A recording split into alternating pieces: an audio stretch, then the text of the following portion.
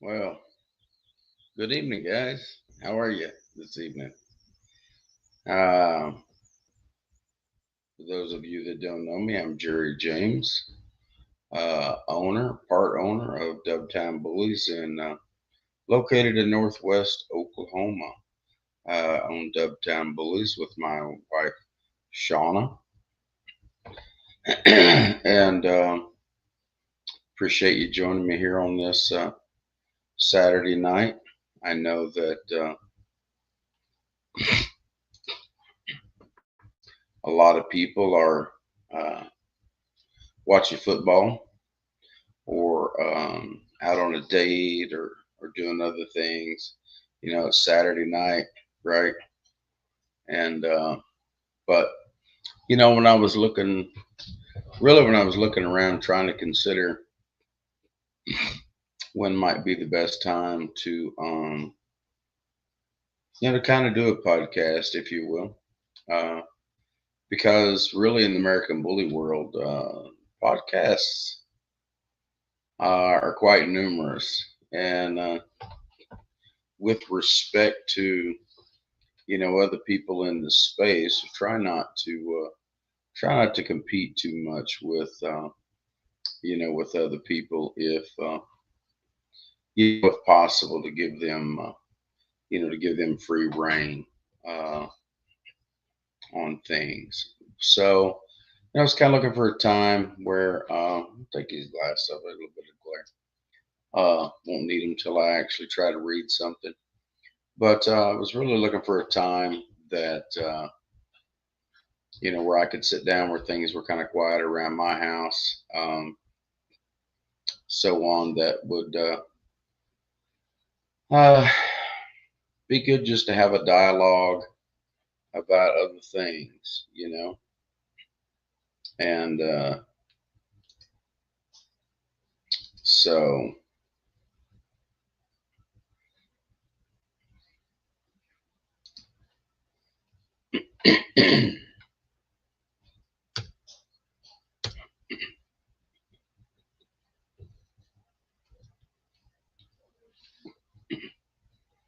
So I'm going to be a little bit, maybe a little bit slow with some of these things. I'm going to try to, look at comments, reply to them, that kind of thing. It might actually be easier for me to just comment verbally, when your comments come up, that kind of thing, as opposed to typing them out. But so anyway, I decided that Saturday night, even though it's football season, and hey, look, I get it. Georgia and Tennessee are playing right now. To be honest, I thought OU and Alabama were playing today, and that game would have started at 6:30 and would have run right into this time, and it would be like, oh well, I, I guess I'll have to watch it without the sound on, right? So, but anyway, uh, I do hear some, yeah, I hear some noise, but it's not the TV. So look, tonight's gonna be maybe not 100% smooth, that kind of thing. First time at all. I mean, I've been on countless podcasts, things like that, but it's never really been something that's truly, really just kind of been my own, especially on YouTube. And I've not really done anything on a regular basis, especially of late. Uh, I used to kind of get on Facebook Live.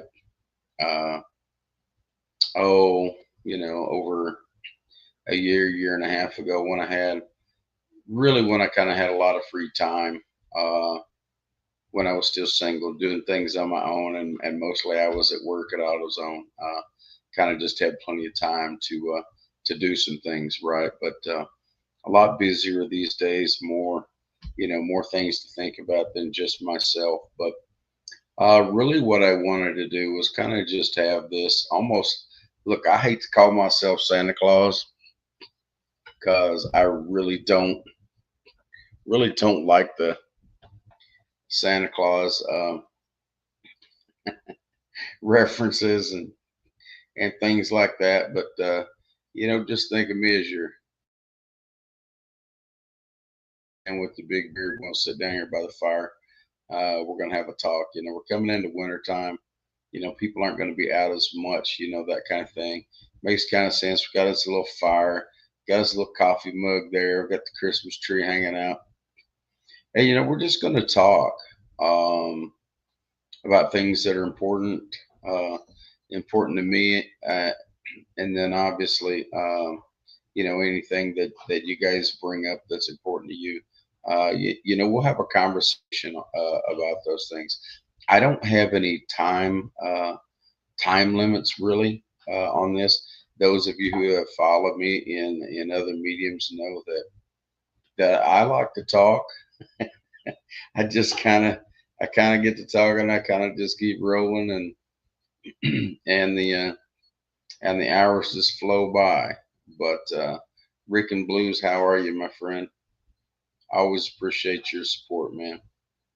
Um, but anyway, yeah, I got to thinking about the space and American bullies and everything. And of course, We're gonna talk dogs, and we're gonna talk dogs. We're gonna talk dogs all the time. We're gonna talk dogs, very frequently. But I got to thinking about it, in that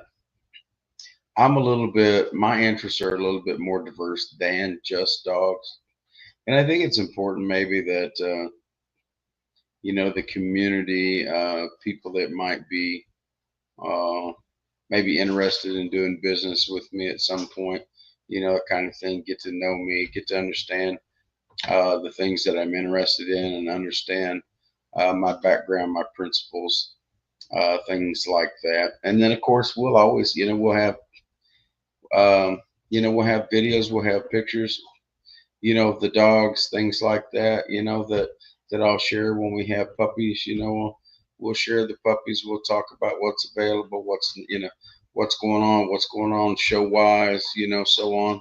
Um, but I got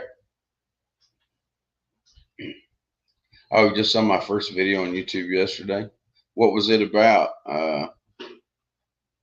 But I got to thinking about the space, and there's a lot of people talking about American bullies, and that's all well and good, but there are other things that are real close to my heart, and I love bourbon, and many of you that know me know I always, when I'm on, I almost always have a drink. I'm always drinking bourbon and some ginger ale, and that's just kind of a daily thing, for me. Um, no, not an alcoholic, but I do enjoy my bourbon, and so I imbibe frequently. Uh, Beards, obviously, got this big thing happening here on my face, but there's a lot to there's a lot to the beard world, and so I figured, like, hey, if I can help somebody that might be thinking about growing a beard, that has a beard already and might be interested in understanding, learning how to maybe take care of it better, that kind of thing. That, hey, why not? Let's talk about beards. And the bourbon is right here, baby. Oh, I want to get it in the fire. There's the bourbon. So you got to hold it kind of right in your face, or it blends in with the virtual background, right? So, so we got our bourbon, and lastly, one of my big passions, and it hasn't been as much of late, simply because um, of the dogs, is barbecue. And before I got into dogs seriously, I had a very big smoker. I had a couple of really big smokers, and I would cook barbecue for people on the weekends, sell barbecue on the weekends, and I make all my own rubs, all my own sauce. I make 3 versions of barbecue sauce. I make several versions of my rubs for all different types of meats, whether that be pork, whether it be beef, whether it be chicken, so on. And I'm like, you know,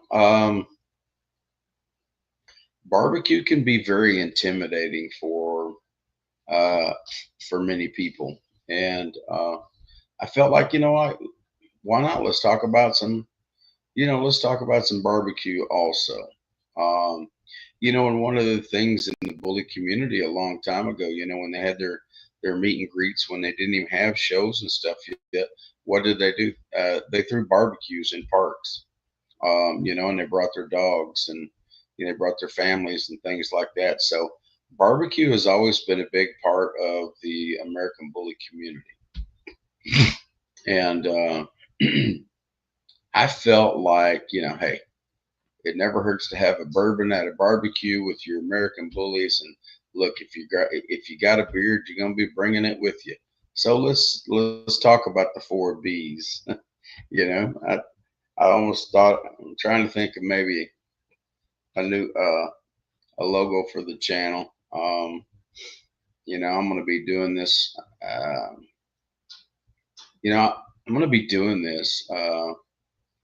Yeah, Rican Blues, man, bourbon and a cigar. You're right, but I don't smoke, and I love the smell of cigars and pipe tobacco and stuff. But I've just never been a smoker, so I can't say that I enjoy that. But it definitely goes very well together, and even if I'm not mistaken, there are some cigars that have tobacco leaves that have been soaked in bourbon and then of course dried and rolled and things like that. So uh, it definitely goes together. So so how long you been trying to grow the beard?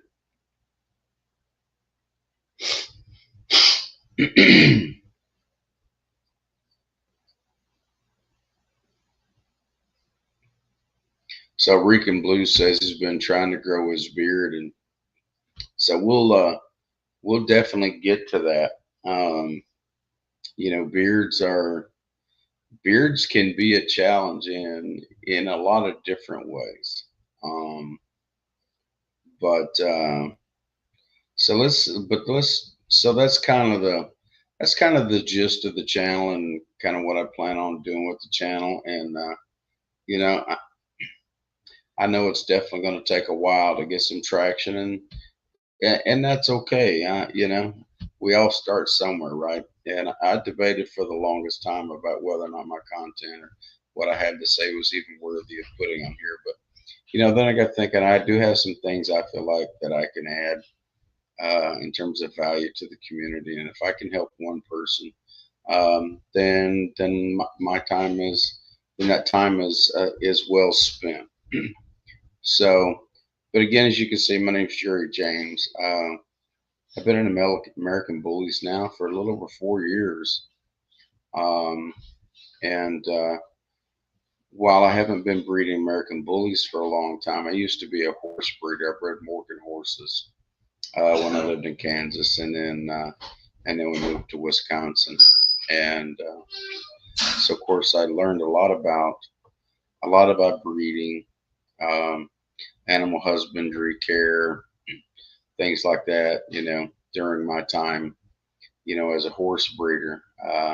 One of the things that I also learned a lot about during that period of time was coefficiency of inbreeding in my conversations with the director of the equine program at the University of Vermont. Vermont has a large Morgan horse slash equestrian program. They're very prominent in the Morgan world, and their horses are extremely consistent, athletic, competitive, things like that. And of course, I love them. I thought they were beautiful. And so, I had conversations with their director and so on. So, brother, have a good night. I'll try. And so that kind of got me along the path um, learning about inbreeding coefficients, why, how to apply it, why it's important, so on. So we will talk about that, here on the channel, ad nauseum, and here's the reason why. And not just American bullies, but really purebred dogs, if you will, slash purebred, right? Purebred dogs. Uh, the biggest challenge facing pretty much all breeds is a lack of genetic diversity. So when we're breeding, we need to breed. We need to breed with that in mind. And yes, of course, we want to accomplish our goals. And if we're not focused on breeding to the standard, we need to be focused on breeding towards the published standard by ABKC. But those two things are not mutually exclusive. And a lot of things that are going on, and in the community and the way dogs are being bred, that I don't feel like, you know, are good. But you know, we'll get it. We'll get into that, in depth in the future. Ah, there you go. Uh, Cigar smoked in bourbon. That's the way to go. So Rican Blues says he's been trying for about 2 years. Man, I tell you what, if you've been trying for about 2 years and you only got 4 inches worth of growth, um, depending on what it looks like, kind of thing. Uh, I bet you have a full head of hair. So, so for those of you that we'll just touch on this for a minute. For those of you that don't know,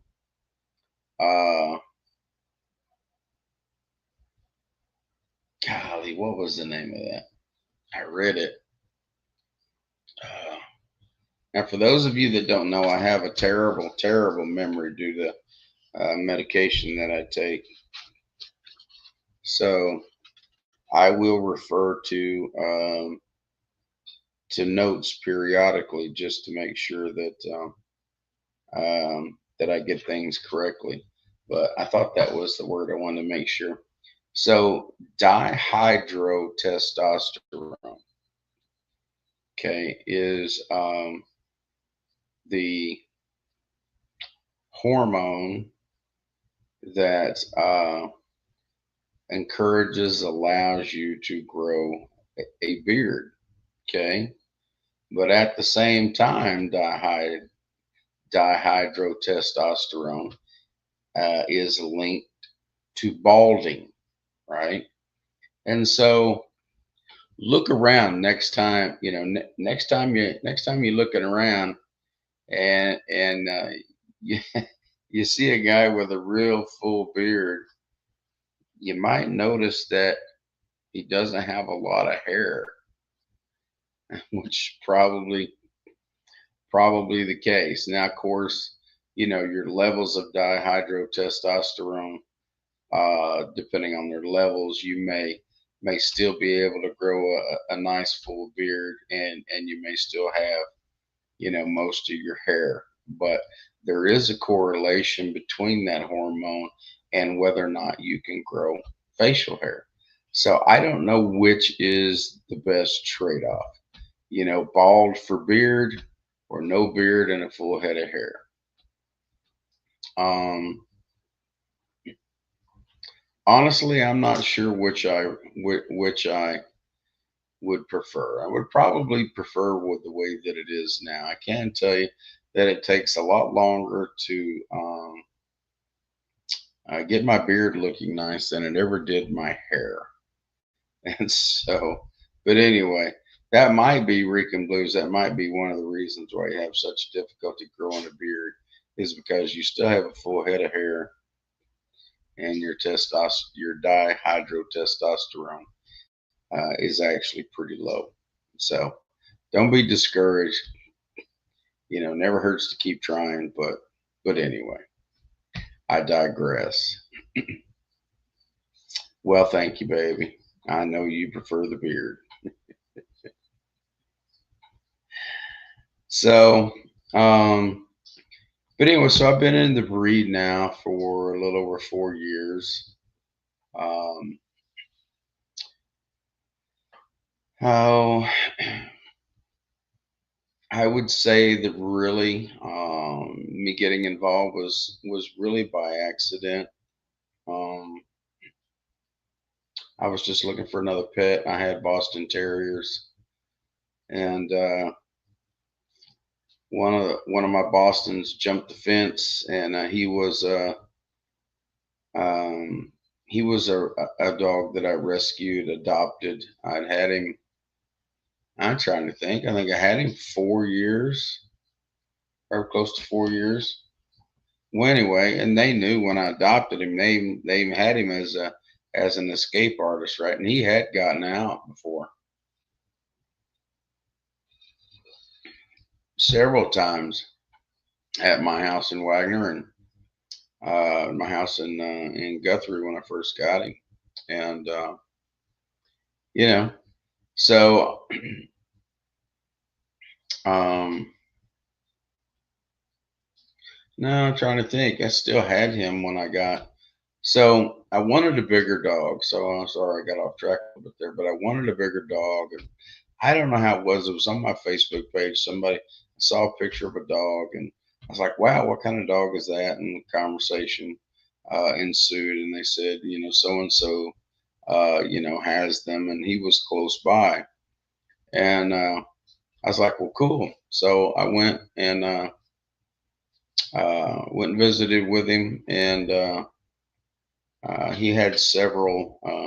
It was close to my birthday, um, and I decided I was gonna, you know, give myself a birthday present. And he was actually lived on the way out to my mom and dad's house, and so of course I went out there every week to visit them. And so I went by and looked at the dogs. He had seven males, and it made me really nice deal on a male named Hooch. And so I picked up Hooch on my birthday, and he was 14 months old and was kennel raised. Wasn't an inside dog, wasn't housebroken, that kind of thing. But that's okay. That was okay, And so, of course, we went through the process of housebreaking and so on. But I found you know, I found him to be extremely loving, very sweet, great temperament, that kind of thing. And I don't know why I got these out. I'm not going to be talking to anybody, so I don't really need them. Or I guess I do need them for the mic. That's because that's what I'm using as a mic. So I guess that wasn't very smart of me. I apologize. So get this stupid thing. Stupid thing back on. There we go. So anyway,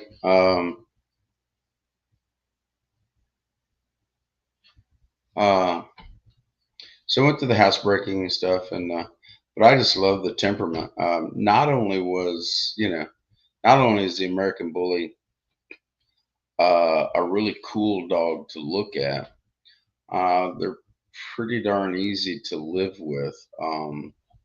Especially if you just have one. Uh, but yeah, Boston's are a little hyper things. But so me being disabled, um, and for those of you that are first time viewers, I've been disabled since 2016 after trying to think after back surgery number 8, and then subsequently 2000 19, I believe that's right. 2019, then I had back surgeries number 9 and number 10. So anyway, so this was after, so 4 years ago, this would have been 2020. Pretty much had recovered, from my back surgeries. I was still kind of doing, I wouldn't say I was doing some rehab, but I wasn't like, like I was full blown, better. But,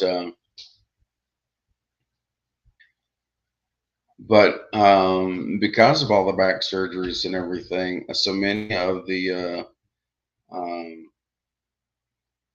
sport endeavors, if you will, that I used to be involved with, I could really no longer do.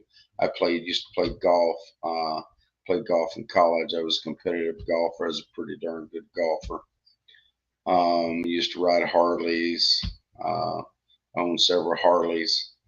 Um, a matter of fact, and even the barbecue, and that was not the only reason, but one of the reasons why I got out of barbecue. The main reason was I decided to focus on American bullies because I was, having been a former horse breeder, I was like, oh well, this is something that I could put myself into because I can no longer do all of the hobbies and things that I had done in the past, and I knew it certainly wasn't good for me to just be sitting around the house all the time just watching TV. I used to go to the gym. I still went to the gym. Still limited things that I could do, so on. But I needed something.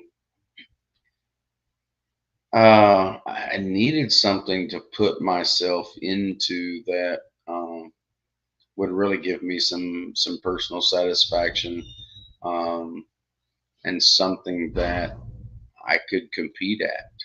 Um, and I knew about dog shows, things like that. I'm like, oh, I could, and I always, I love breeding horses, and I love the challenge of breeding. And so I decided, you know what? Why not? Let's get some more dogs. So yeah, Rican Blues. I just had we just had our second litter this year back in May ourselves. So um,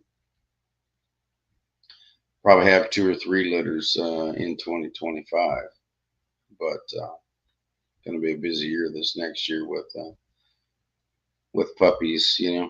But so I went about the process of acquiring dogs like you do, and so on, and saving those dollars so I could buy so I could buy the dogs. People were generous with me, allowing payment plans, things like that. And payment plans are, should never be an expectation, but something that is given out of generosity and wanting to help someone. And I'm always appreciative of having the ability to be able to make payments. On my first bullies. That was essential for me. But anyway, we got started in down that road to breeding, and unfortunately, the first breeding didn't. While she took, um, the pregnancy never really looked real solid. Then she absorbed, and then apologize. Sorry about that. After she absorbed, she got pyometra, and she was really sick. The only way, to save her was to spay her, and so we spayed her, and I ended up finding her a great pet home. Um, but it really set my program back, and so um,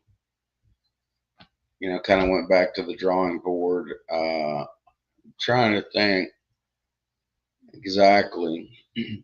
I think I had added another female Maggie um, in the interim. I think she was uh, already with me before Melody had to be spayed. So it wasn't like I went and just got, a brand new puppy, but, I had to wait.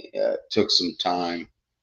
Um, and then I realized that, you know, I needed, I needed some more dogs, or I felt like I needed some more dogs now.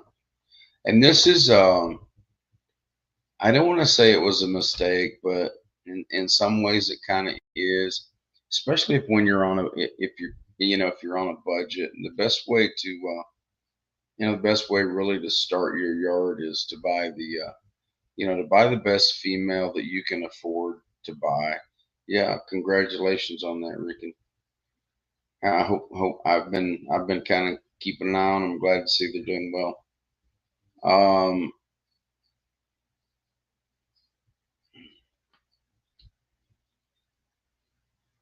Kind of lost my train of thought. Apologize, guys. Um, is to start out with the best female that you can afford to buy, breed that female. Then keep one or two. Should you get females from that litter, keep one or two females from the litter, right?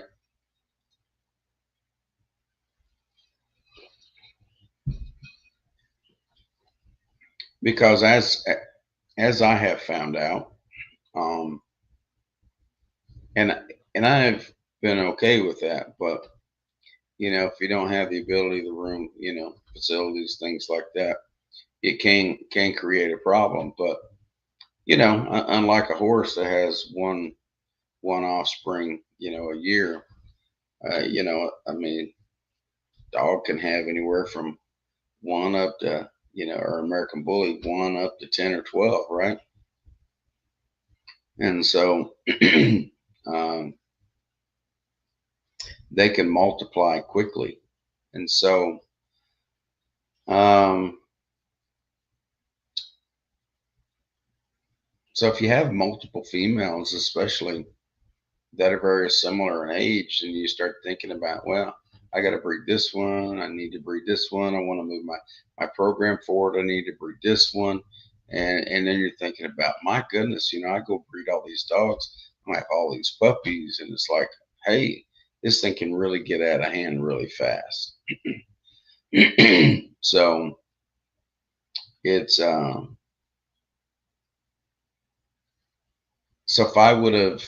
if I could do what I did over again, then I would do that. And not that I didn't get nice females. Two of the three females that I initially acquired became champions. One was on her way to becoming a champion. So I acquired nice females. I was able to, through meeting different people and making good deals and things like that, I was able to find great females, still at a price point that I could afford. Um, and so that was beneficial to me. But just to give you, for instance, out of the first litter, I ended up with three females, uh, that I've kept, and they're trying to think. So this November, let's see, November, yeah, November, May 5, 6. So they're 18 months. They're 18 months old now, and as you well know, to further your program, right, to uh, prove your breeding concepts, to have momentum, to so on, well, you need to breed those dogs, right? And so then you're faced with the dilemma of, gosh, I have three, and like me, I'm faced with the dilemma of, gosh, I have three really nice sisters that are going to be ready to be bred here within the next 6 months. Now, there's nothing that says you have to breed them, obviously, in the next 6 months. I mean, I could wait another year. I could wait another 2 years if if I wanted to. But the point is, I got three sisters. They're breeding age. What am I going to do? And my plans are to breed those three females, to at least two of them. So kind of getting ahead of myself a little bit, but I bred Maggie. She was the mama, to a grand champion Waffle House son, grand champion chicken and waffles. So Waffle House and Bistro, basically his bloodlines. And so now I have those three daughters, and I'm planning on breeding at least two of those. Maisie, who is the largest of the two, I haven't put a wicket on her lately, so really need to measure her. I think she might be really close to 16 inches tall, if not, definitely 15 and a half. And Jenny, both females are blue tries, but Jenny's about 50. The last time I put a wicket on them, Jenny was 15 inches. Maisie was 15 and a half inches. So we'll kind of see where they're at. But initially, I was planning on breeding both of them to Waffle House sons, of course, with different female lines, But have decided for her first breeding, Maisie will be going to our stud, Buster, who is a grand champion Boogie Nights son out of a line bred bus female. So we have line bred nationals winner, the bus line bred on the bottom. And then we have grand champion Boogie Nights on top. For those of you that don't know, Boogie Nights is all old school Razor's Edge, old gaudy blood.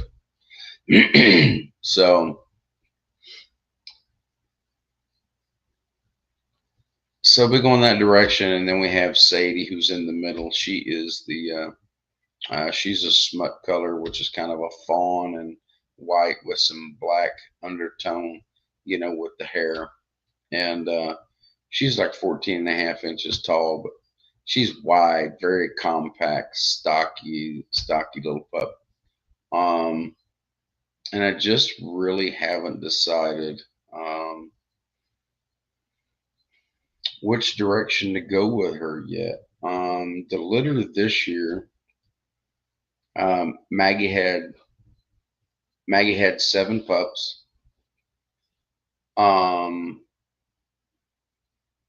3 males. Yeah, 3 males, 4 females. And so I was bringing home 3, and then kennel partners in Alabama were keeping 4. And when I did the breeding, when I planned the breeding over 2 years ago, my sole purpose was to get a male, right, from the breeding. And so the whole time I was planning on bringing a male home. So I ended up bringing 2 males home, and so I'm considering, you can breed the males sooner than you can the females. Consider maybe breeding Sadie to her half brother. Don't know yet. He's only 6 months old. I'll wait and see how he develops. Give him a good solid look, that kind of thing, and then we'll kind of see which way we go.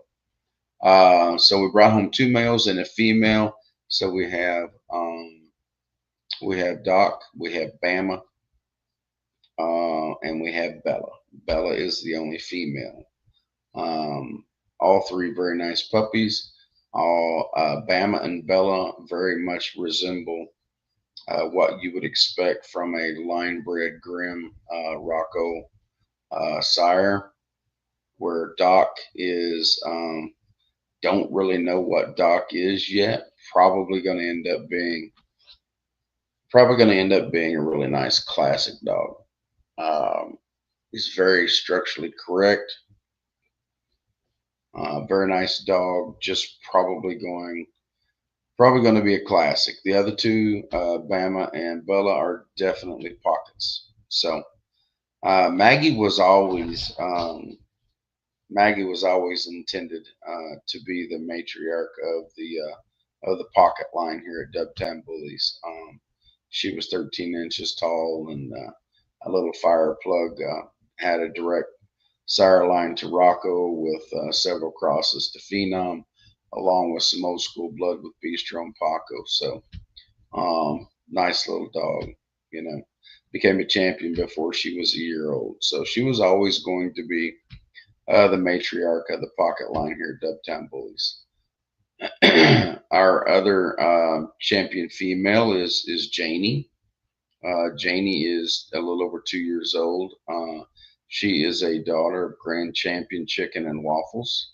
I'm sorry, not Chicken and Waffles. Grand Champion John Wayne, who's also a Waffle House son, um, out of a Shamrock daughter.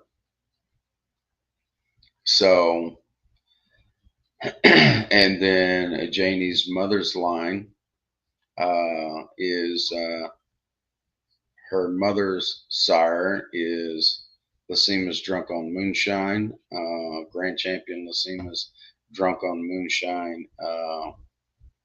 Her female line, don't give me line, goes back to some Demon Boy, I think a little bit of Muscle Tone, and then some old school stuff. So she's got like 16 crosses to Dax to her, you know, here and there.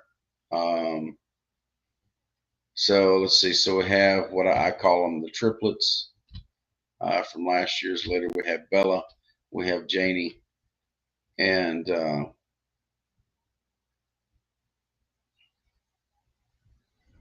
brain freeze. We have a new female here on co-own, 3-year-old fawn female whose sire is golly,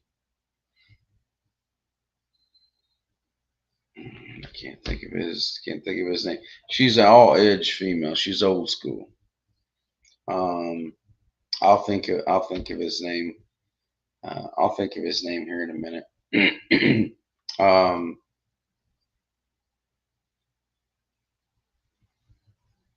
I'm just looking at Rick and Blue's comments here.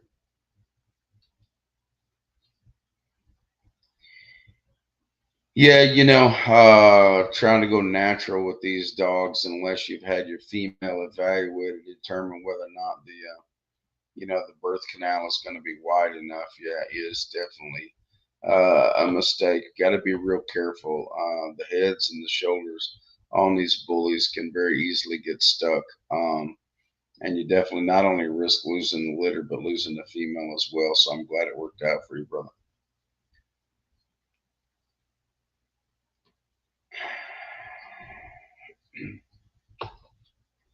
Yeah, and Ramos Kinfolk is definitely a dog that's been on my radar. Um, I like him a lot as well as um,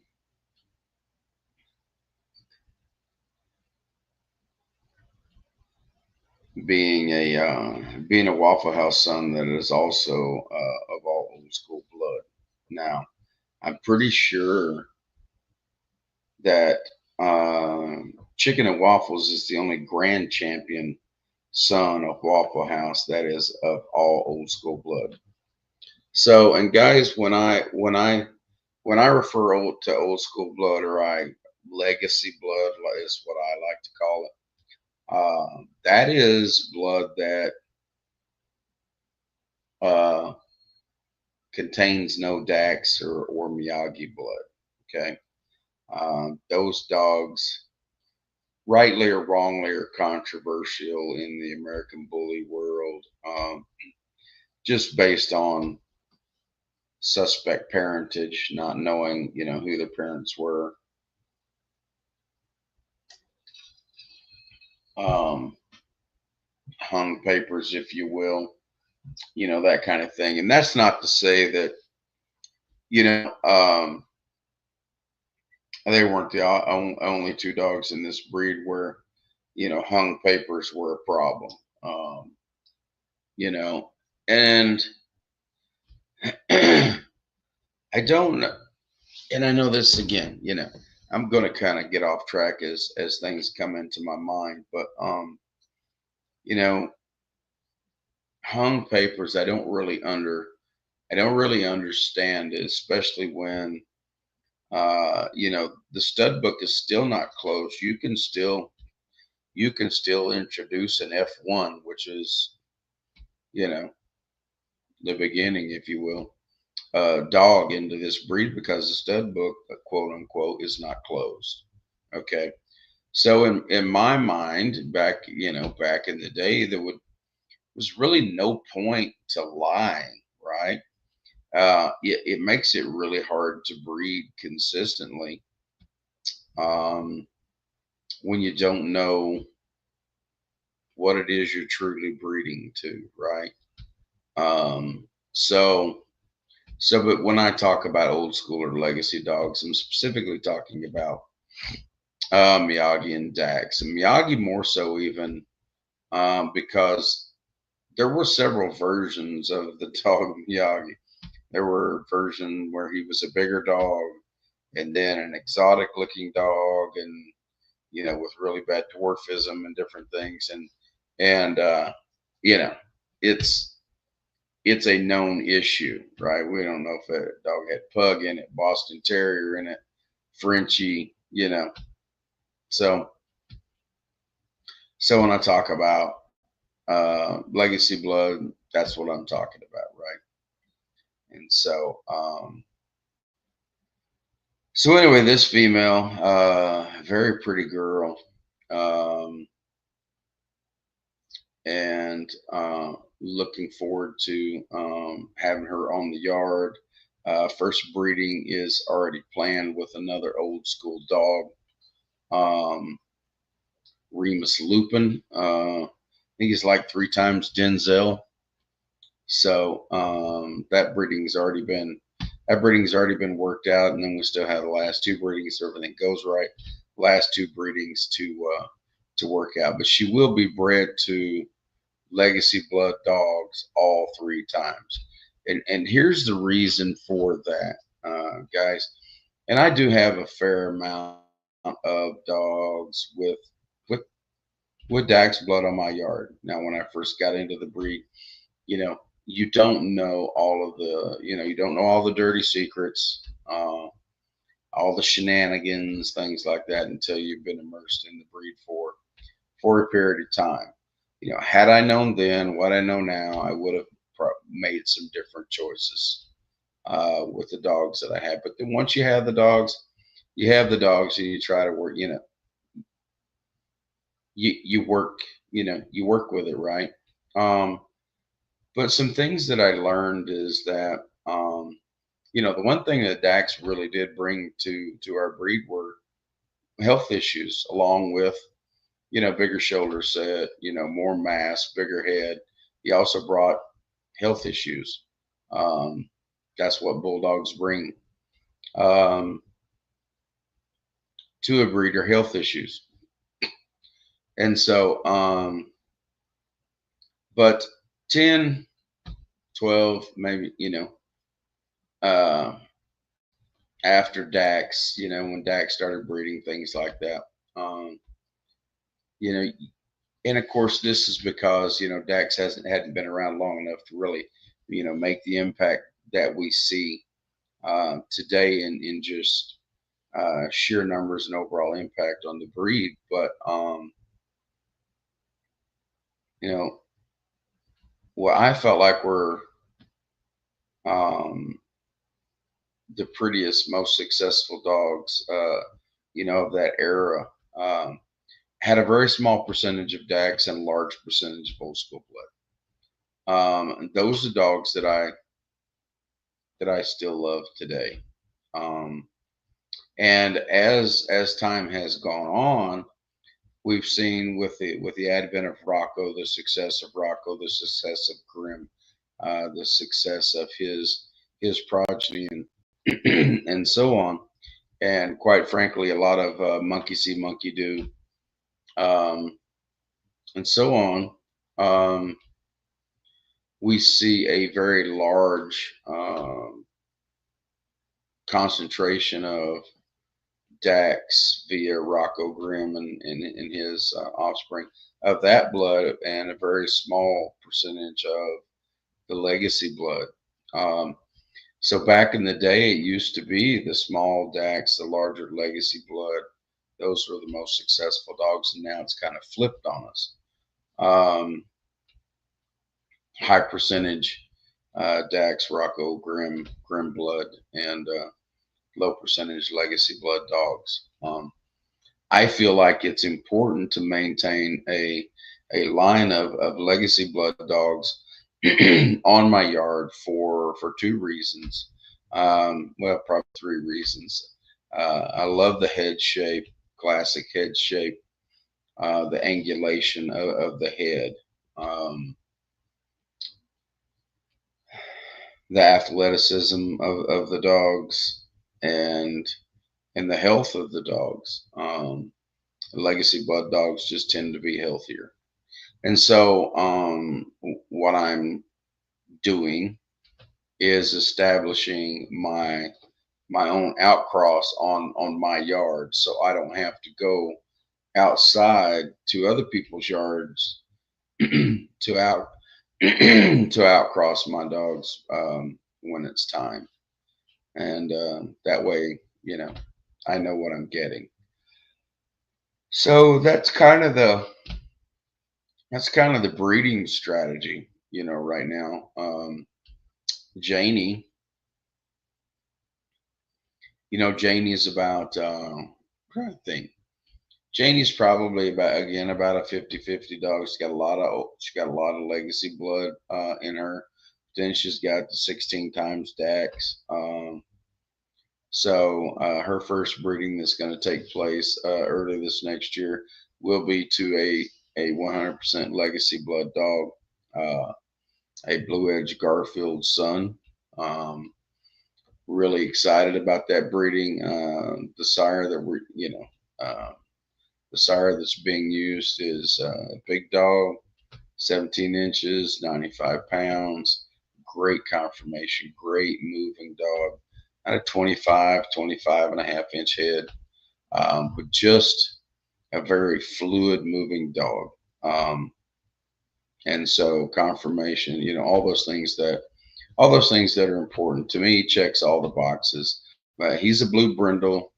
Blue and brindle are not exactly what's popular, what's hot right now, in our breed, but that's okay. Not too concerned about that. Janie's a lilac tri, so we'll probably get some lilac tries out of it, and some other colors. Who knows what? We don't, here at Dubtown Bullies, we don't worry about the color of things. We breed good dogs, and we let the colors take care of themselves. Okay. I hadn't talked about Buster much. Buster is our senior male. He's a high pointed dog with ABKC. He has all of his points. He just lacks one major from becoming a champion. He just turned 2 years old. He's not been shown a great deal, simply because we just can't show a lot. We show maybe 3 times a year, 4 times if we're lucky. Um, so Um, Buster really didn't. Buster didn't earn any. I think he earned maybe 10 points before he became a year old. Um, and it's kind of a funny story. Um, Matter of fact, this past March, I'm trying to think. No, actually, it was about a year ago this time. We were in Shawnee at the ABKC show. He just turned a year old. Put him in the pocket class, right? Um, and I don't remember how he did. He did okay. Didn't win any majors though. I think he won. I got some points. Can't Like I said, I can't recall how he did, but uh, so anyway, fast forward to the following March. Of course, go to the show. Entered him into the pocket class. Uh, Senior judge comes out, puts a wicket on him, and it's like you need to put him in the standard class. I'm like, what? Standard class? Saying no way that dog's 17 inches tall. Well, lo and behold, he's 17 inches tall. So I'm like, man, we're dead meat. He's not going to be able to compete against these standard dogs, Because to me, Buster was a pocket. I thought he was just the ideal pocket. Um, I mean, Buster's, well, now 17 inches tall, with a 25 and a half inch head, and he weighs 85 pounds. Real compact. When I say 85 pounds, but he's real compact, right? He's not a spread out 85. He's real short back. But anyway, and I'll be darned if we didn't. I mean, not only did he get to win every. I think he won his class all 4 times, and then showed back one best standard male twice, all the way up to best of winners twice. I think that night we got 2 majors and 110 or 120 points just that night. And then the only other time he's been shown this year was when we went to. No, I take that back. We went to Arkansas, and we went to Albuquerque, New Mexico, where, to be quite frank, being a young, he just got beat by better dogs. There's really no other way to, really kind of maybe no other way to put that, right? Obviously, just got beat by better dogs. So um, we have the show again this next weekend in Shawnee. Hope we can get down there. Thank you, Rican. He is a pretty boy. He's a good boy. Hopefully we can get that one major, and Buster will become a champion. But he's our senior. He's our senior stud. Definitely going to build. Definitely going to build a program around him and Janie, and that old legacy blood that we got going on. So looking forward to that. But so that's kind of the program, and what the breeding plans are. Um, you know, um, kind of flipping back a little bit. The recent breeding we did with Maggie was to a Grimm son, Sriracha, who was a litter mate to Foking Juggernaut. Um, when I did that breeding, I said I wanted to, I did it for a male, and really my sole reason for doing that breeding was really um, was to service, if you will, that part of our community. A lot of people breed that blood. Um, I won't dabble in it too much myself, but felt like I should have some of it on my yard.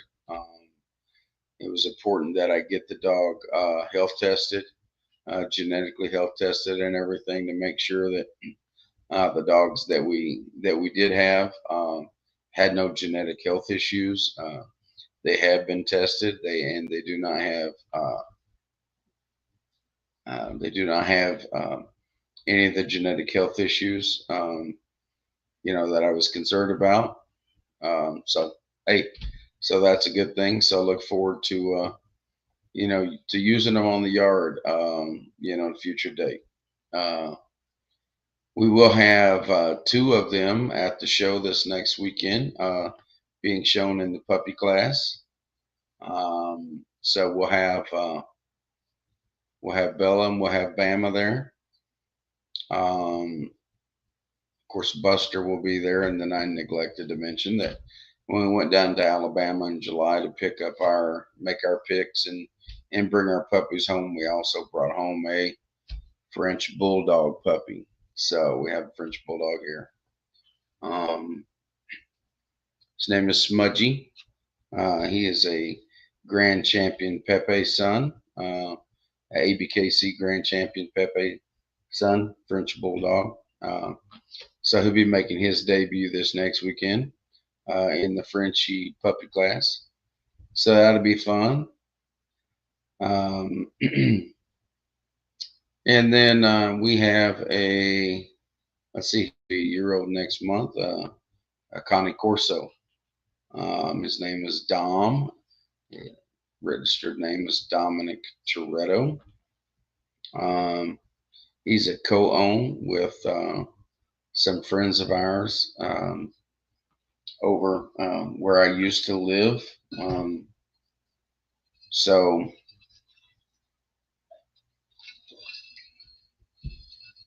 he'll be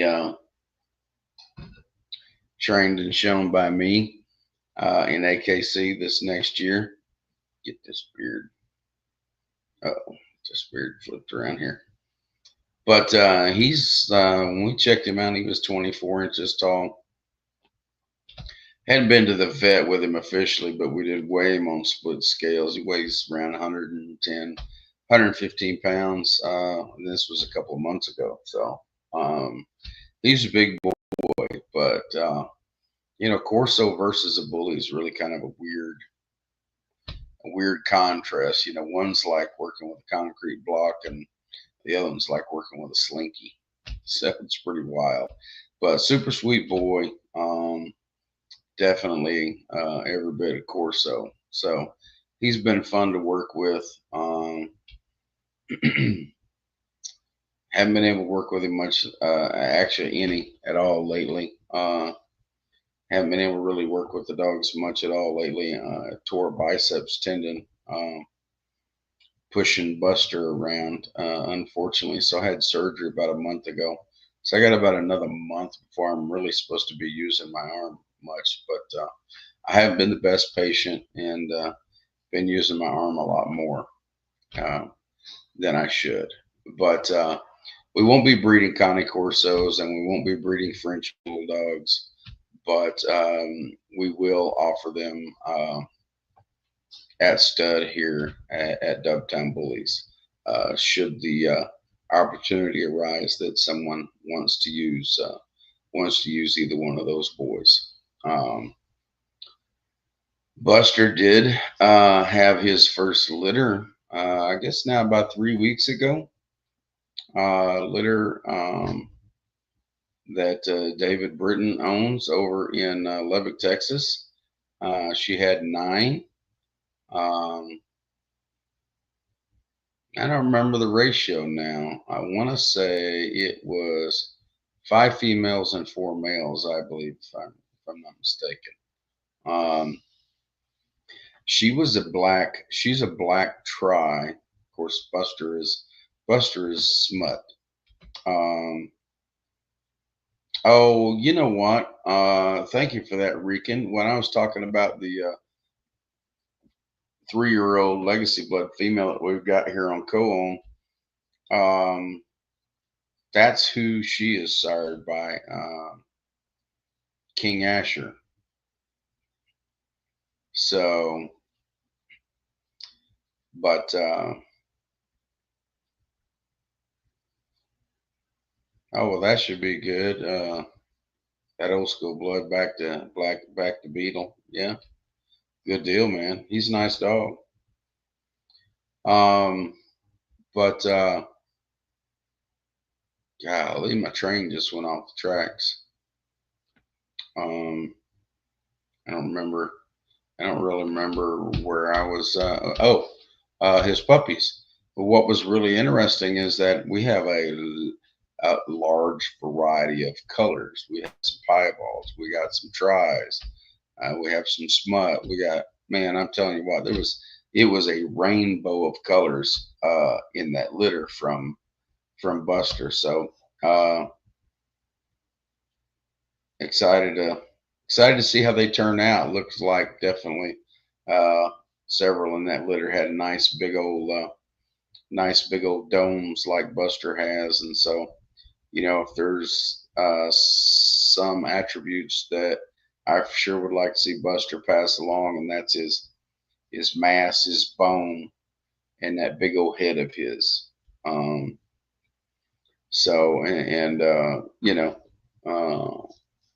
by and large, in a lot of dogs, there are a lot of dogs in our community that are lacking that, right, in that head size, head shape, um, the bone and the mass, and he definitely has that. So uh, definitely be looking forward to see if those pups seem to carry that. But so far, we met David this past March. When Buster had such a good day there at the show, and he locked him in, and in late summer, early fall, we did the breeding. I drove out to Lubbock and decided not to ship. I just drove out there. We did the breeding, and a couple months later, we get 9 pups. So that was really cool. But like I said, Buster will be used on Maisie here. When the time comes. So we'll get our first breeding of Buster ourselves. But so that's kind of the when I say it's kind of the direction of the program. Really what uh, really what we're trying to do here at Dubtime Bullies is produce dogs for the show ring using the blood of Waffle House and Bistro and your old school dogs, right? Um, you know, a little bit of Dax, here and there, right? But that's really the focus. I like Blue Force blood a lot. Um, and so I like those dogs, and so we'll kind of just be weaving that blood together, if you will, and that's what we will be using to build our program here at Dubtime Bullies. So if that you know if that old school blood with a little bit of new modern blood is something that interests you or works well for you as well, reach out to us. We'll have dogs that carry both. We'll have dogs that are 100% uh, legacy blood dogs as well. It's definitely one thing that I plan on having is a 100% legacy blood stud on the yard. It'll just be dependent on um, you know which which studs we use and which one I want to keep to go forward for the program. If I had to guess, it'll probably be off the second stud that we use as far as stud dog for the program. The last breeding I do plan on probably taking her to Buster Sire Boogie Nights if he's still available when that time comes. So thanks, man. I appreciate it. on the Buster litter. But so that's kind of the focus direction of Dubtown Bullies and where we're headed. We're just going to try to get through this show, get our new the show this next week, get the new puppies rolled out, get them accustomed to the show ring, get them going. We do we do train our own dogs for the show ring here and exhibit our own dogs. And so thinking about offering that service to the public this next year. Not sure when or even if I will, but definitely something that I've been thinking about. So, been on now about an hour. Kind of like the transition, just to just to kind of keep it fair and not just completely talk about bullies the whole time. I do want to kind of get to, you know, a little bit about, a little bit about the bourbon stuff, and uh, and then um, we'll touch on some beard stuff. We'll touch on some barbecue stuff, just some intro stuff. For those of you that may not know the history behind those things, and so I just wrote some things down. There's some things that I definitely, about bourbon, but there were some things uh, that I did not know is that bourbon was named originally after the French house of, and of course it's pronounced Bourbon or bourbon, but distinctly American since the 1850s. And in 1964, Congress in a resolution adopted it as a distinctly American um, product. So um, the interesting thing about bourbon is in the United States, we do have a law. The federal government has a law that governs the production of bourbon. And for those of you that may not know, that one of the things that makes bourbon truly unique is that the mash bill, or the ingredients, if you will, must contain at least 51% corn. Okay, and it must be then also aged in new oak barrels that have been charred. Okay, so those are the distinct things. Let me make sure that I didn't. Oh yeah, here was a couple other things. Can be no more than 160 proof, which for those of you that know your proofs and things, that's 80% alcohol, and that's in its what they call the white dog. Uh, when it comes out of the still, it can't be more than 160 proof. Okay, and then if it's aged for less than 4 years, it must be listed on the label. Normally, bourbon is aged for a minimum of 4 years or more. Okay, but the youngest, if it's under 4 years old, it's called an age statement. It will be listed on the label if it's been bottled younger than 3 years old. Um, the other thing too, a lot of times the blended bourbons, things like that. When you're looking at an age statement, if it's not if it's not a single barrel, okay, um, they may take bourbons from this barrel and this barrel and this barrel and so on. They blend it, right? Well, the age statement that's on the label, let's say it's 10 years old, okay, that means that the youngest whiskey in the barrel in the barrels that were used, the youngest whiskey was 10 years old. Okay, so the youngest whiskey used in bottling is what has to be on the label. uh the other thing, So there is a bourbon called Bottled and Bond, and that's what I drink every day is a Bottled and Bond bourbon. I happen to drink Evan Williams Bottled and Bond is the white label. Bottled and Bond means that it is bottled, produced in a federally bonded warehouse. Okay. Uh, let's see. So, and it also means so, and it's almost like so.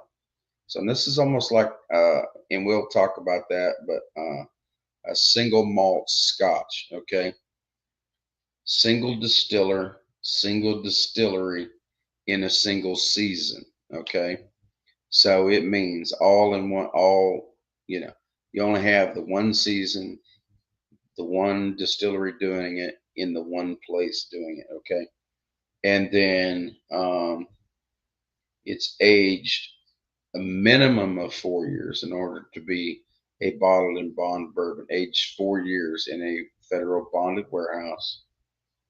And it must be bottled at 100 proof. All your bottled and bond bourbon is going to be 100 proof. And what I like about, oh, you're welcome, Rican Blues.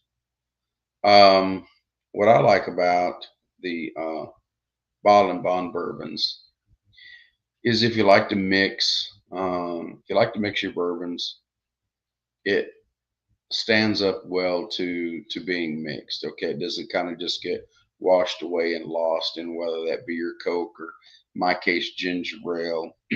um, so that's one of the reasons that I prefer it. I used to always drink my bourbons straight, just in a if you're not familiar with them, it's a Glencairn glass. It's kind of a nice little. It's got a little short, fat stem on it, and a big bulbous, and then a narrowing neck. They use it for nosing and so on. But anyway, so I drink my bourbon straight, out of a Glencairn glass. But I don't know. In the summer, I got to where I was just it's like bourbon ginger ale. It's kind of a popular thing. I'll give it a try. Um, yeah, I like the strong stuff, man. Um, even even straight. Generally, you know, I prefer 100 to whatever the barrel proof might be, right? As much as 100 and 132 proof, right up there. Now that's a sipping. That is a sipping whiskey, as they say. When you get up that strong. But I found that when I mix my bourbon with ginger ale, it was really nice for the summer. Um, I could drink longer. I mean it kind of stretched it out because I had more volume to drink. You sit down with a few glasses of bourbon, just straight. It doesn't take very long for you to get comfortable, if you know what I mean. And so I kind of like stretch my drinking process out. So um, even now, after all this time, um, even through the winter time, I've been mixing my bourbon with ginger ale. Now, for those of you that might be trying to watch your weight, um, probably not the best strategy. Ginger ale, adds those calories, with the sugar. But I would say I've tried the sugar-free ginger ale, and that stuff tastes like garbage. So I don't do that. Um, but bourbon's 100 and depending on the strength of the whiskey, right?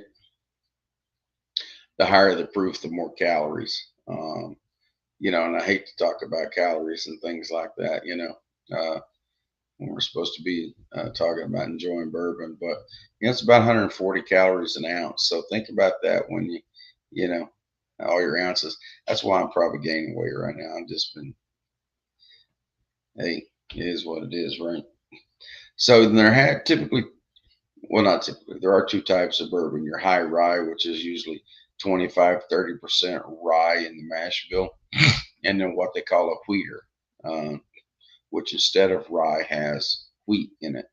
The rye bourbons tend to be a little sharper, where the wheaters are a little smoother on the palate.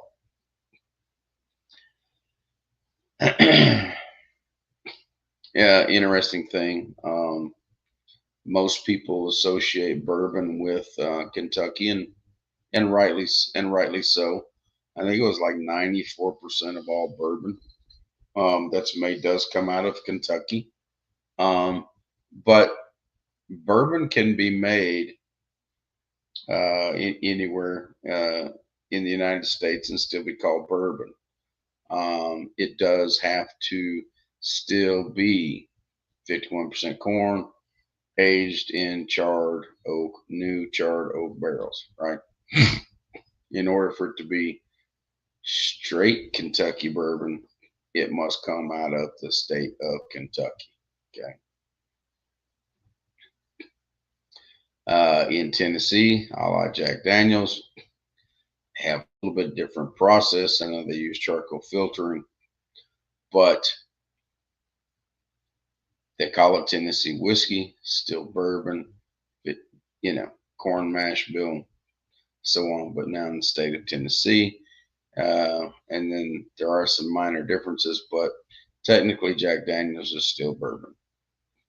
It's just called Tennessee whiskey. Okay. So as I mentioned earlier, so when they distill it, the white, uh, it's a pure white liquid that comes out. They call it white dog, and they actually bottle it as white dog. You can buy white dog. Um, but where bourbon gets its true richness and flavors are from the charred oak barrels. Okay, from the um,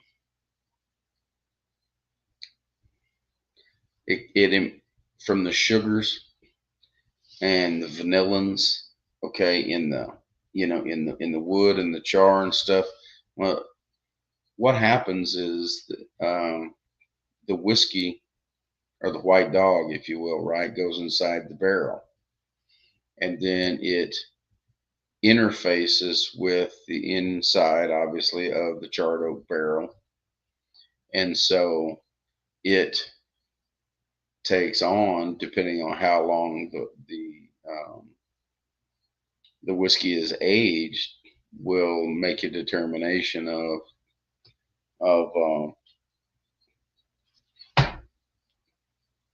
the flavors, and also so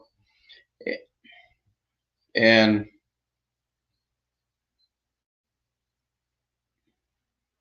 wood, as you know, is porous and responds to temperature variation and things like that. The pores expand and contract. Well, it's the same thing when they're in a barrel.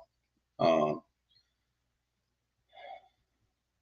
there's a lot of temperature fluctuations uh, in the state of Kentucky, as you well know, from winter to summertime.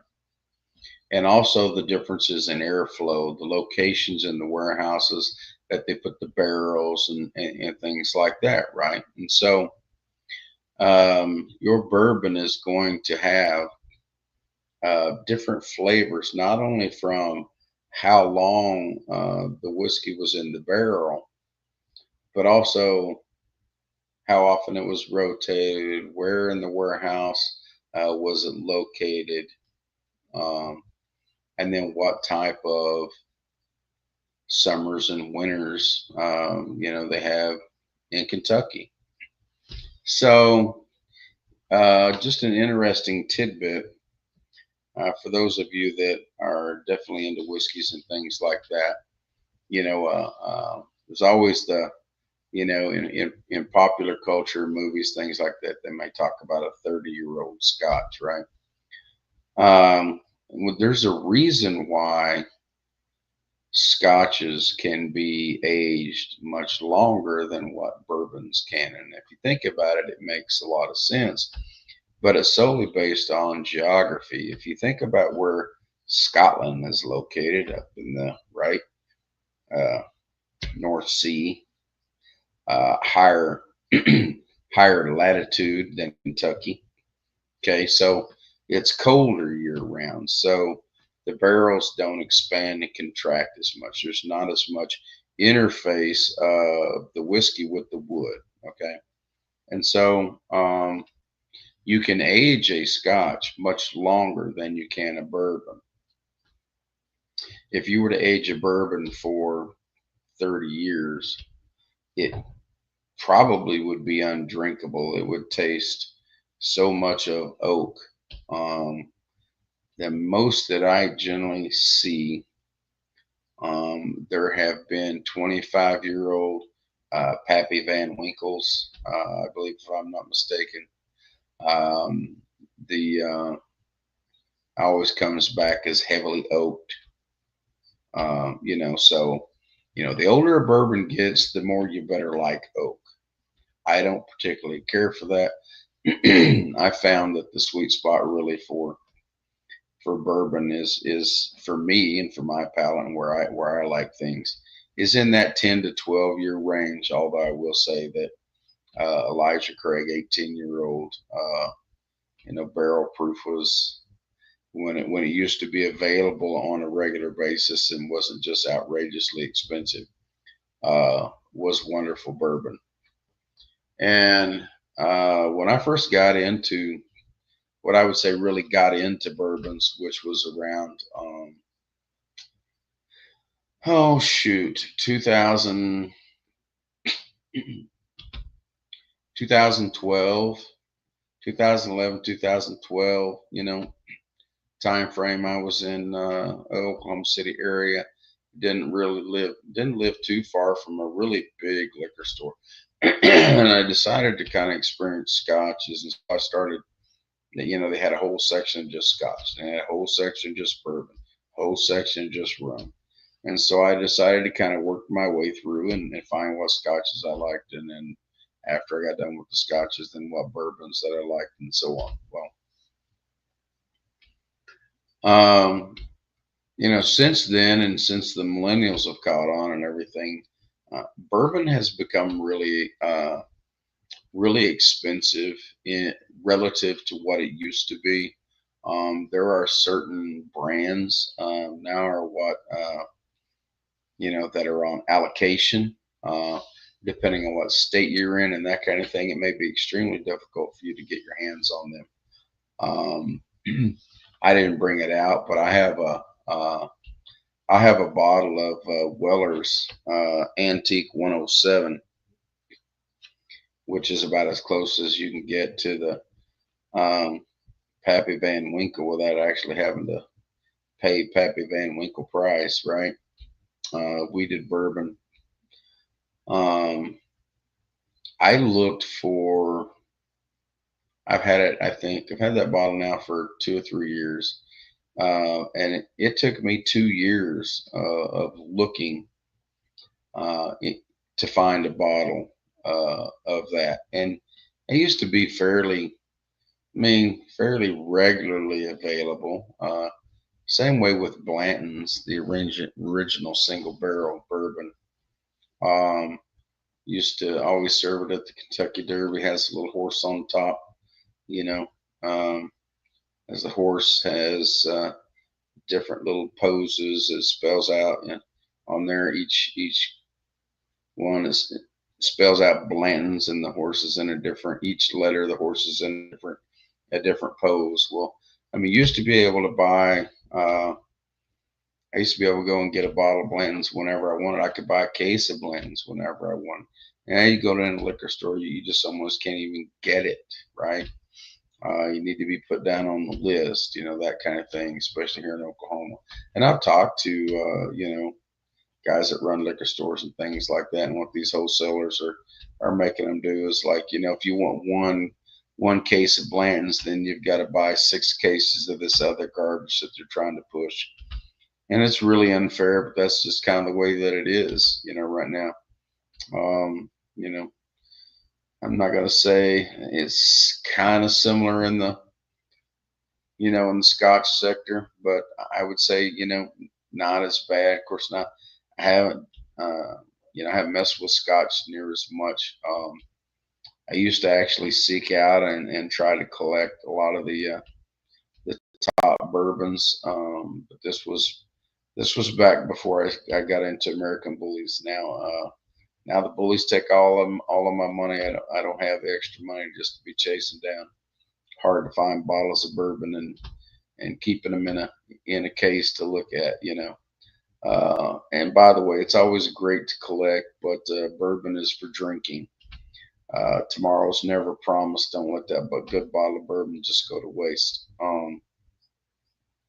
But so this is what I recommend, right? If you can, when you find a bottle, buy two, drink one, and save the other one. Maybe you want to save it, maybe special, maybe you want to save it and share it with friends. At some point in time or something like that. If you have friends that are good enough to deserve something like that. But otherwise, just drink the damn stuff. I've drank all of my collection except for the one bottle of the Antique 107. Um, so what I wanted to do on the channel too, especially when it comes to bourbons, is if you want to have a bourbon, say, have me tested on the show or something like that. Give my opinion of it, whatever. All right, Rican, man, I appreciate you coming on and sitting with me. But just I'll accept donations, and we get enough. We get enough money for donations, and I'll go buy a bottle, and we'll try it out. We'll talk about it here on the show, and we get down the road a little bit. I'll talk about that a little bit more, and I'll put up the Cash App, and we'll have it set up where I'll do live review on the show. We'll talk about bourbon and so on. But that's kind of it's kind of the long-term plan, as far as that goes. Okay. So, so I've been on here now about an hour and a half. So not that I'm ever in a hurry, but so few people ever just, have hours and hours and hours just to watch something. So going to be really brief here about the beards part and a little bit about barbecue. And again, we'll kind of always talk about those in other episodes. But so as you know, facial hair has been around for as long as there's been men, right? But societal attitudes vary. Especially given prevailing cultural attitudes and fashion trends a lot. You know, I mean, in the modern world these days, it's more about fashion trends, but in um, let's call it antiquity, had more to do with societal trends and tradition. Um, so back in Roman times or even pre-Roman times, okay. And I'll touch on that here in just a minute. But science has did concluded, if you will, right, that the majority of women find men with beards more attractive. Like it, don't like it, agree, disagree. Science says us guys with beards, hey, we're more attractive. Here's the thing, and I believe obviously it's a subconscious thing. You know, a beard is a secondary sexual characteristic, but um, it's kind of an outward sign of, you know, sexual maturity and virility. Okay, so that's kind of what the beard thing does, right? Also, according to studies and so on, signals dominance. Now, just because you have a beard doesn't mean you're dominant, and just because you don't have one doesn't mean that you aren't, right? But by and large, those statistics prove out that's kind of the scoop on that. So ancient Greeks saw it as a sign of virility and a lack of a beard. You know, if you didn't have a beard, you were kind of considered effeminate, which means more feminine. Okay. And actually, Spartans punished cowards by shaving part of their beard off. Interestingly enough, so Roman times, pre-Roman times, beards were common. That was a thing, right? So, but in 299 BC, Scipio Africanus was the first to uh, shave his beard. Brought a barber to town. Okay, and so interesting. This caught on and became the norm. And in later times, um, Roman youth kind of started the ornamental cultivation, if you will, of beards. So their beards were then, you know, for styling and a fashion statement back then, right? And so there you go. Uh, so, of course, even back then, they used oils to help make the beard softer. More beard oils mimic sebum, which is natural oils in your skin. And so typically, carrier oils and essential oils are used to formulate your beard, um, your beard, your beard oils. So I was kind of looking at beard stuff, and then so here are 10 rules, all right, about beards. I'm just going to read these off. First of all, patience, all right. Don't trim your beard for the first 4 to 6 weeks. And I can attest to this. This is the second time that I've grown my beard this length. I guess would have been, I don't even remember when it was now, to be honest. I guess it was December 2021, I think. I had to have thyroid surgery. And so they told me to shave it up underneath, and I did. And I felt like I shaved it enough, and apparently it wasn't enough, and they shaved off a lot more of it. And then when I actually saw it, I'm like, oh, screw it. This is not worth, it's not even worth saving. So I shaved it all off down to just a very short, very small goatee like I always wore. And that was like in January 2022. No, 2023. Yeah, 2023. Excuse me. Um, and then in March, I'm like, screw it, I'm gonna grow it back. So, um, so April 4th, 7. So I've been growing this again now for about 18 months. So this is about how long it was the first time, because I've been growing it at about 18 months. And growing a beard, especially growing one this long, will definitely test your patience. I'm a little OCD. I have issues with symmetry.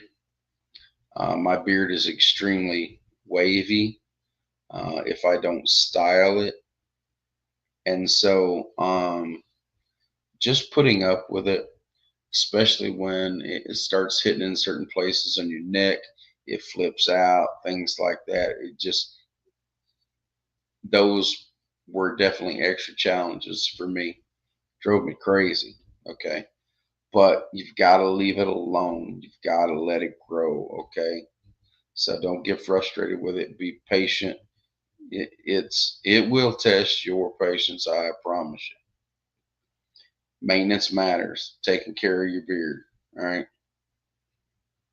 Got to take care of it on a. It's a daily thing, right? It's no different than, if you have hair, taking care of your hair or other things, but maintenance matters. Invest in quality tools. Get you a good beard comb. Get you a beard brush, typically made of boar's hair, right?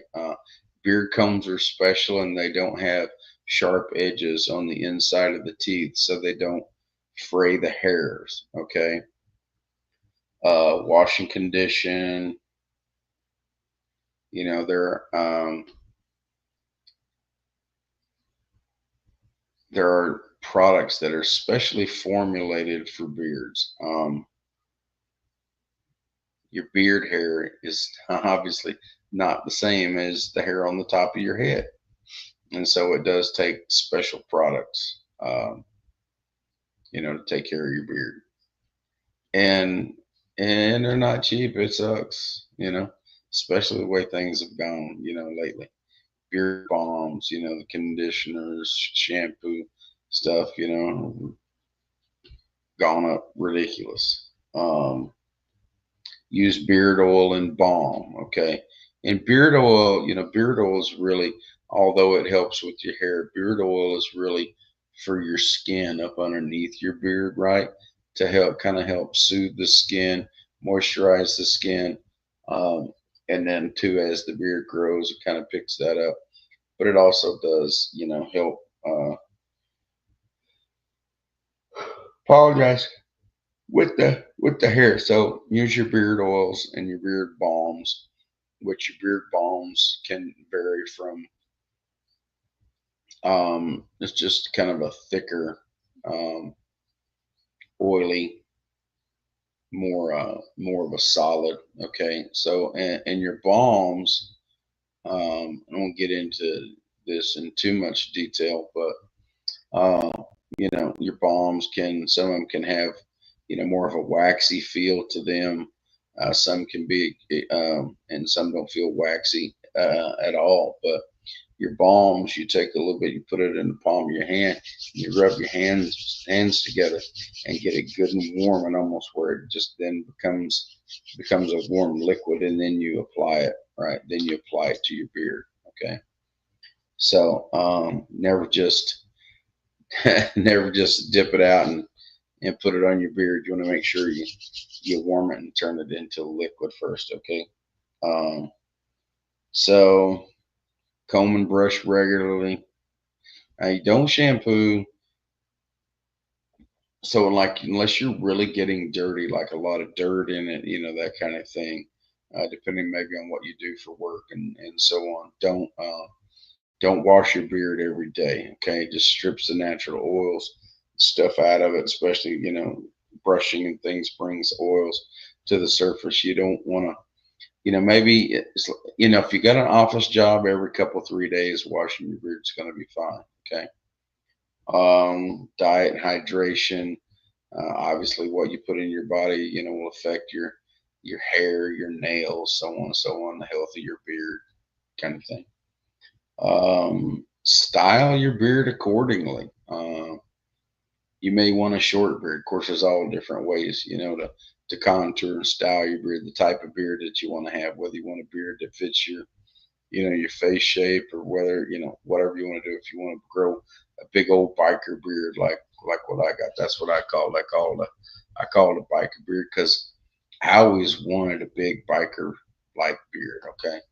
Always did, especially because, I rode Harleys and And so on. But because of my job, I never really felt like it was proper for me to grow a big beard, and so I didn't. So it took me a long time to still even convince myself that it was something that I ought to do, even after I retired and didn't have to worry about it. It still took me a while before I actually grew a big beard. So yeah, kind of decide on the style, decide what you want to do, um, and then go for it, right? Um, Mind the neck and the cheek lines, okay? Um, there's a way, a pro. When I talk about beards, I'm talking about a proper beard, right? So there's a proper way to measure, okay, up underneath your chin. Um, it's about and where you ought to draw the line about where you ought to shave, right? So it's like two fingers above your Adam's apple, or and so what happens is, if, say, for instance, if you want a longer beard, you want to have some fullness to it, right?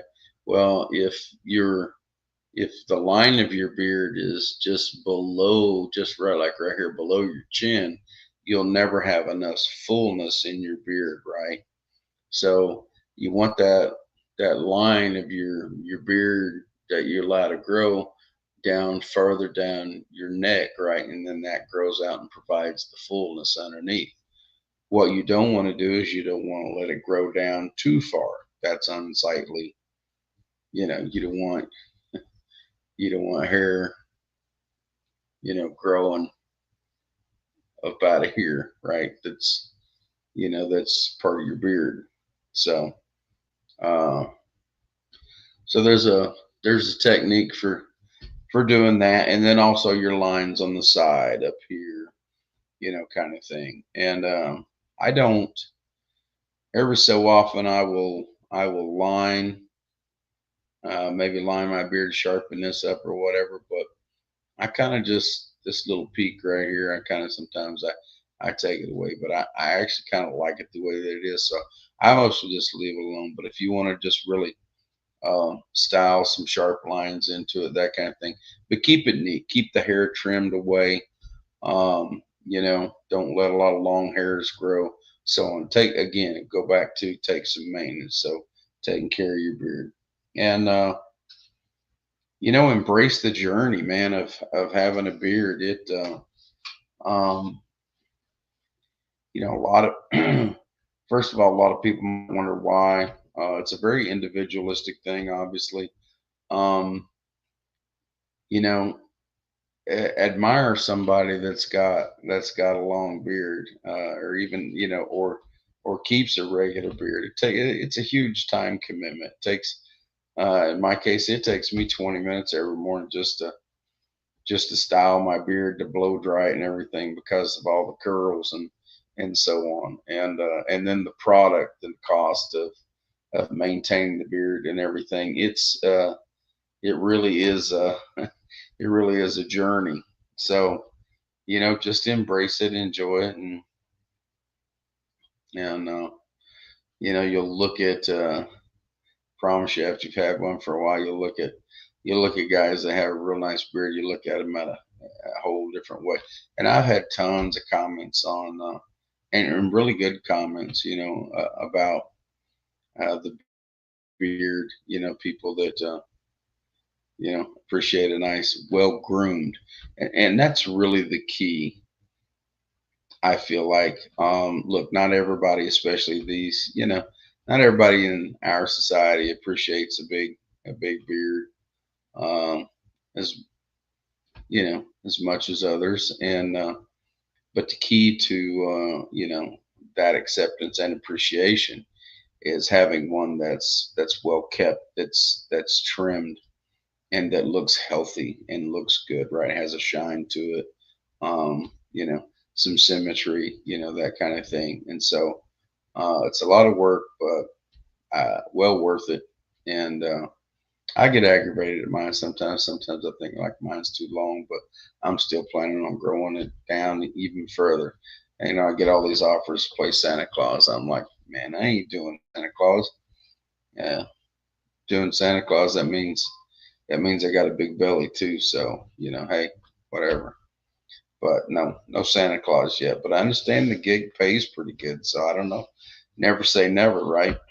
All right. And so lastly, just a quick little run through about the history, some history of barbecue. And so, and then we'll get off of here. But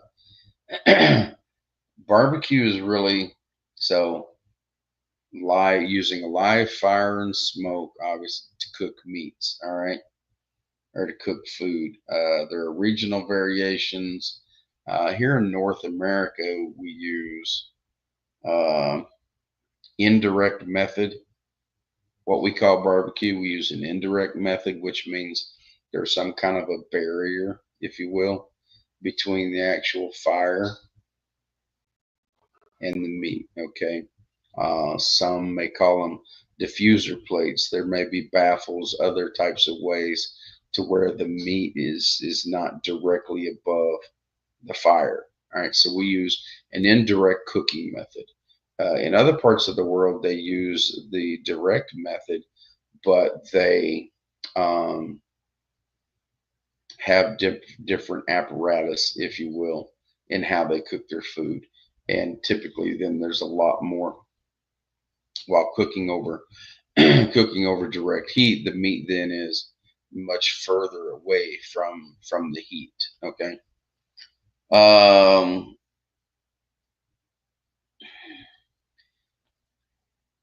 Documentation about barbecue, or as it was known as barbacoa. Columbus, 1492, in the Caribbean, saw the indigenous peoples. Um, there was this, and I've seen pictures of this back when I was reading books on barbecue and things. There was this like big rack, right, and made out of sticks and so on, and they had their fire and they had their food laid out up over the top of it, and so as early as Columbus 1492 down in the Caribbean. Okay, first appeared in print in Spain in 1526 was the first time that it appeared in print, talking about barbacoa. All right.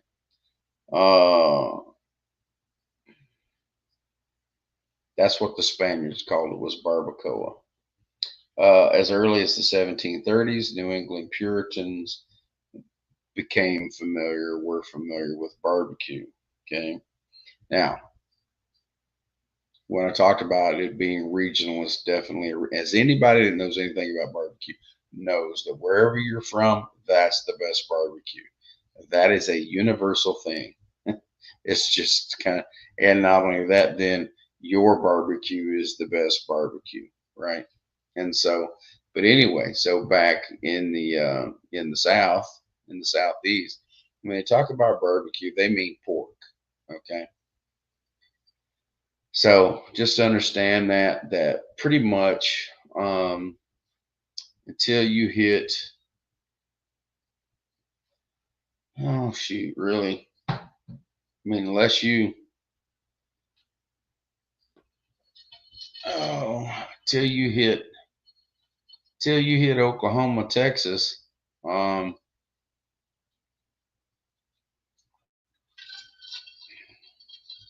and north of the Mason-Dixon line, when you talk barbecue, you're gonna be talking about pork. Um,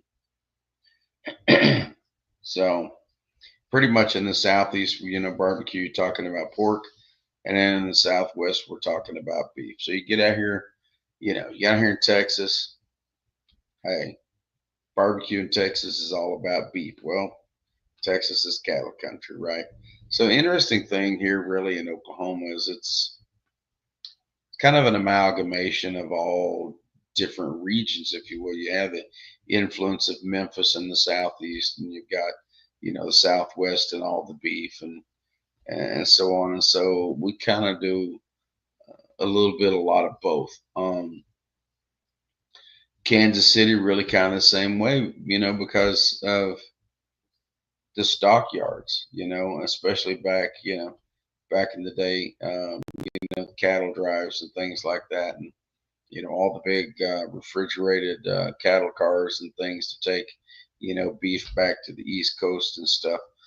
So Kansas City barbecue in and of itself is, a little bit different. But one of the big thing, not only based just because based on meats, but the thing that really differentiates barbecue from one region to the next is the type of sauces, the type of sauces that they use. Back east, you're going to find your vinegar-based sauces. Different parts of the east, North Carolina, Virginia, things, and they all have their different little versions of vinegar-based sauce. Some may just be vinegar with spices and things in it. Others may contain they're tomato based. Some with a little bit of tomato type based stuff in there. Others heavier tomato base. Okay, so you got region South Carolina has four types. They have their mustard, which is you had a large German population that settled down in that part of the country. You have a mustard based barbecue sauce. I've actually made it before. It's actually really good. Um, so you have mustard, and then you have your vinegar, your light, and your heavy tomato. North Carolina is split up into sections of North Carolina. On the east side, they use vinegar. In the center, it's ketchup and vinegar, and in the west part of North Carolina, it's heavier ketchup. Memphis is tomato and vinegar. Okay, and then when you get up into, of course, and growing up in this part of the country, here in Oklahoma, we're heavily, especially when it comes to barbecue sauce, heavily influenced by Kansas City. And Kansas City has always been a heavy, thick ketchup based type barbecue sauce. And no doubt in the state of Oklahoma, the most popular barbecue sauce is Head Country. Um, and and really, I mean, for a mass produced barbecue sauce, it's not bad. Me myself, a few years back, I kind of like the bourbons and the scotches. I wanted to find out what I preferred, right? So I learned how to make barbecue sauce. I learned, I took different recipes, things like that, and I made different types of sauces to really kind of get an idea of what type of barbecue sauce I personally liked, right? And I found that even though being from Oklahoma and growing up with a thicker style of barbecue sauce, I found that I actually prefer a vinegar and ketchup based type sauce. So one that's a little bit thinner, right? Um, and so that's what I found. That's what I prefer. And so then, of course, because of that, so one of the things that I always ran into when I had clients come in from out of town, they would say, well, we would like to try some barbecue, that kind of. Well, I like things that are hot. Um, and so we would go to different places. I would always look for hot barbecue sauce. And, by and large, all the hot barbecue sauces that I would try would be hot, but did not contain a lot of depth or complexity of flavor and that kind of thing. They would just be hot for the sake of being hot. And I decided that by golly, I'm going to make some barbecue sauce that's hot that I like, right? And so I kind of went on this journey of making several batches of a vinegar based barbecue sauce that was not only hot, but, had some complexity, had some depth, had some sweetness, so on, because the way I prefer to get my heat, I like a sweet heat. I like a heat that kind of just it's kind of slow to build, right? So you taste the other flavors and things like that. But then, the more you eat after a period of time, you can you can definitely feel that warmth. And so after, several attempts at different things, I finally felt like I got the recipe right. So I came up with, I got a regular sauce, and then I have a hot um, a hot barbecue sauce that I make. I used to make it again for other people for sale. I don't, uh, at least right now, I don't do it anymore. I've investigated getting it manufactured and bottled and that kind of thing, but that was before I got into dogs real heavily. And it's just an expense. It's just money I can't allocate, to do something like that at this point in time. But maybe someday, So, and then kind of along that lines with the barbecue sauce, and I also got into developing my own rubs for every application, whether that be beef, whether that be pork, and uh, chicken was always a rub that kind of perplexed me. Never could really, you know, nothing really just tripped my trigger. And one day I tried this and I tried that, and I was like, So I was doing some chicken, and well, anyway, make a long story short, I developed. I call it's a wing rub for chicken wings because I used to make a lot of chicken wings for people, football tailgating, things like that. And I mean, everybody loves everybody, and it's a dry rub, right? You don't add any sauce or anything to it. You just coat your wings, with it, and you smoke your wings or grill your wings, whatever you want to do, right? But I've never had anybody that has, tried the wing rub that didn't love it. That didn't love it. Now, some have said it was a little bit too spicy or whatever, but they liked it, right? And so I have now four different versions of that quote unquote wing slash chicken rub that I use, and I still do make it on a semi regular basis because I still cook chicken, you know. So I'll use it on chicken wings, or I'll just use it on regular chicken or whatever, and it's great. And the kind of the impetus behind that was I didn't like going out into. I always ordered boneless wings, something I could eat with my fork. I never wanted to order regular wings because I don't like getting that sauce all over me out in public. I don't like eating with dirty hands, you know, stuff all over them, if I'm not at home. And and so I decided to come up with a dry rub, which is what my wing rub is. You don't add sauce or anything. Um, and so it's been very, very well received now for the last few years that I've used it, and I've sold bottles of it. I've taken it here or there, dog shows. Other people, I've sent other people bags, baggies of it that wanted to try it. Everybody, never had anybody that didn't just love it. And so, but anyway, that's my wing rub, and so that's kind of my story, just kind of getting started at, and I'll go into more of it, at another time. But about barbecue and look, barbecue is as old as man itself. I mean, there was a point in time where a man took, went out hunting, cut his meat up, had his fire in his cave, stuck his meat on a stick, and stuck it out over the fire. Well, that's barbecue, right? It's as old as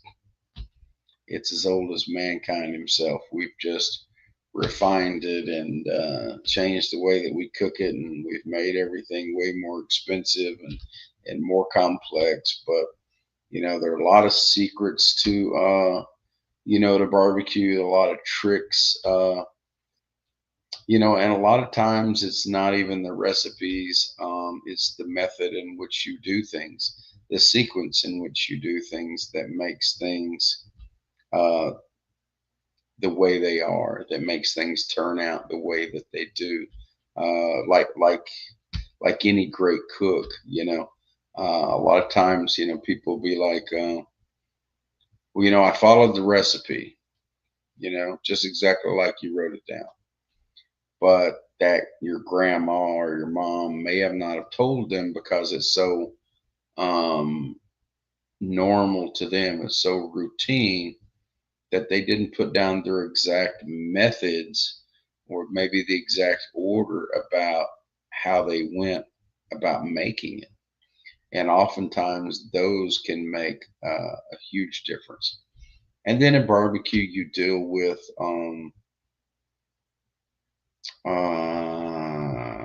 golly, what do they call them? Myths, I guess, is a way to put it. So golly, can't think of what that something like that is really called, but we have these rituals, if you will, when it comes to barbecue, because we've been told, or this is the way, maybe spritzing with apple juice, or doing one thing, another different way. Urban legends, there you go. These urban legends about how to do barbecue, if you will, even after science, right, has proven certain things just not to be true. Okay. There are universities that actually have meat science departments that actually study barbecue, that actually study meat's reactions to temperature variations, methods, um, in terms of meat's ability to take on other flavors, how the textures change, if meat when it's cooked, what temperature to cook to, these types of things. So there actually are universities with meat science departments, right? And so, um,